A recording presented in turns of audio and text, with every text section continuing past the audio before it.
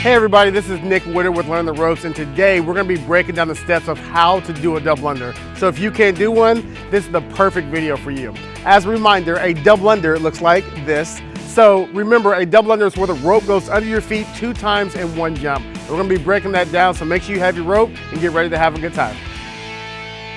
So step number 1 is actually getting to know your rope. So what we mean by this is simply just jumping. So you're gonna see Kaylee back over here. She's just jumping, doing some single bounces. And as you get comfortable there, maybe even add in some footwork skills. Jumping side to side for some skiers, jumping on one foot, some straddles, anything like that, okay? Now, if you want some benchmarks, or what we recommend for benchmarks is maybe getting about 50 jumps in a row and then doing maybe 2 or 3 footwork skills. The more you're doing that, the more you're getting to know your rope, and then you'll be having a good time so that you can get ready for those double unders.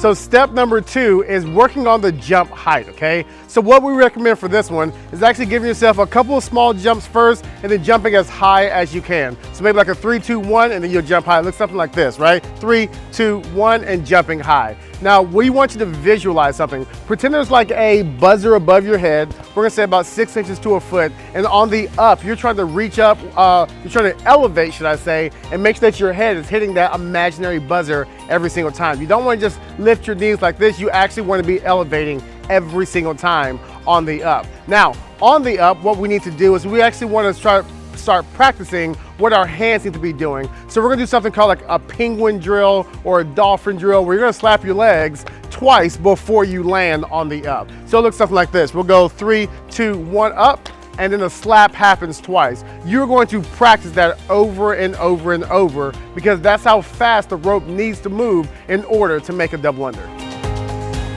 Step number 3 is grabbing your rope and triangle, all right? So we want you to pick up your rope, give yourself a count, maybe like a 3, 2, 1, take off and do your double under. It is okay if that double under is not great. It doesn't have to be pretty the first time. Your knees might be up, your arms might be out super wide.